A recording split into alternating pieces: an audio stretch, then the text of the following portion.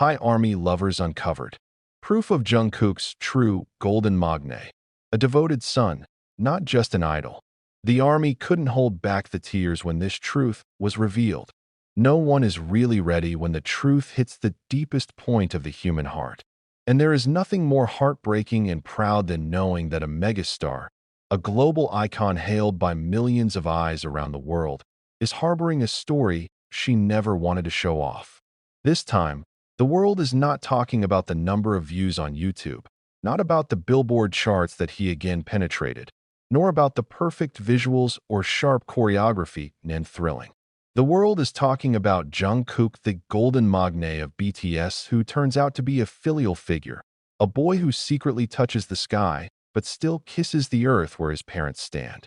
And when this story came to the surface, the army could not hold back tears, because the truth they hear, too pure, too honest, and too heartbreaking to be called simply facts. This story did not emerge from the press conference, not even from YouTube videos polished with visual aesthetics.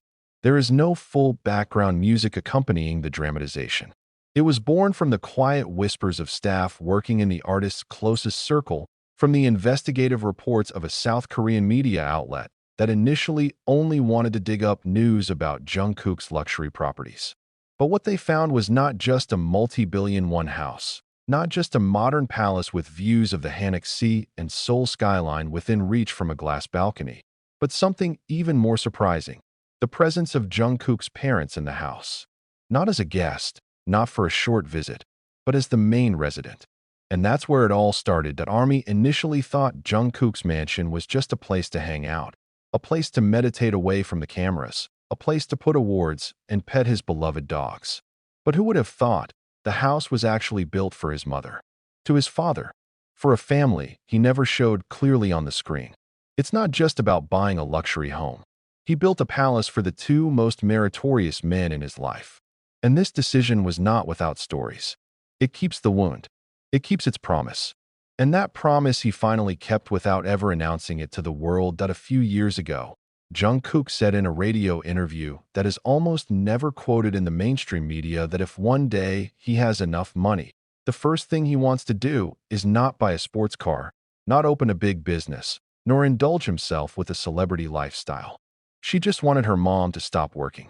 He just wanted his father to be able to sit back on the terrace while reading the newspaper without thinking about the monthly bill. He wants his family to have a place to live that is not just decent, but comfortable, safe, and full of warmth. At that time, many thought it was just the normative answer of a young person who was being interviewed. But who would have thought? Jungkook remembered it as an oath.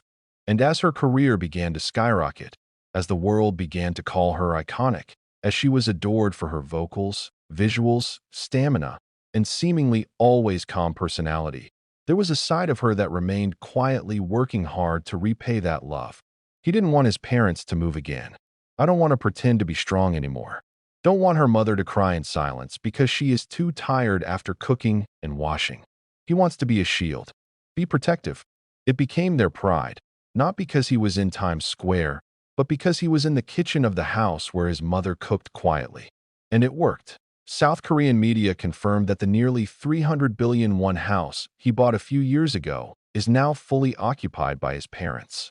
He only came home once, and in each of those visits, Jungkook is said to have never entered through the front door like a grand guest. He entered from the side, took off his shoes silently, went straight to the kitchen, hugged his mother from behind, and simply said, "I'm home." A simple gesture, but enough to make anyone cry. Army, who heard this testimony through a journalist who was interviewed in a podcast, admitted that he was unable to finish the story without crying. Why is this story so touching? Because the world has become accustomed to seeing Jungkook as the god of the stage, as a perfect being without flaws. But when we are given the opportunity to see him as an ordinary boy who loves his parents sincerely, without a stage, without lighting, without artificial decorations, it is precisely there that his humanity shines brightest. He's not a god. He is a boy who loves his mother. It's not a perfectly designed K-pop robot. He is an ordinary man who makes love the foundation of his success, point, one of the staff working at Jungkook's home interior company also revealed something that made us even more shocked.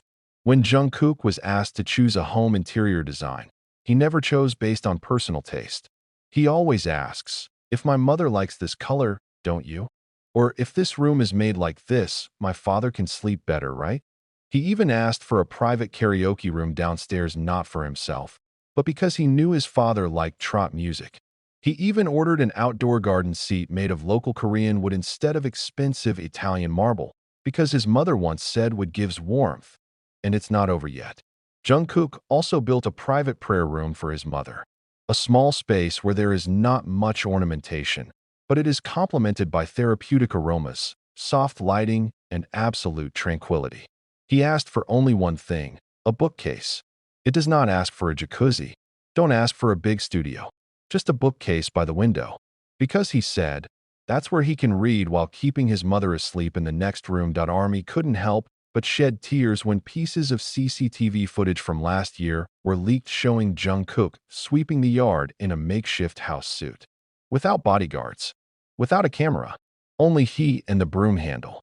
When his mother opened the door and told him to come in because it was too hot, he just laughed a little and said, "It's okay. Let Jungkook clean the house today." On the same day, apparently he had just returned from America for work. He could have just taken a break. It could be a five-star hotel. He decided to go home and clean the house. Because the house is not just a building. It was a gift to the one who had given birth to it. Now, many international media are starting to highlight this side of Jungkook. They wonder, why has this information almost never been picked up? Why is it that such a beautiful story has never been exhibited? And the answer may lie precisely in Jungkook's magnanimity. He never wanted his love for his parents to become public consumption. Because for him, love is actions, not impressions. Not content. Not part of the brand. He hides it not because of shame, but because he respects it too much.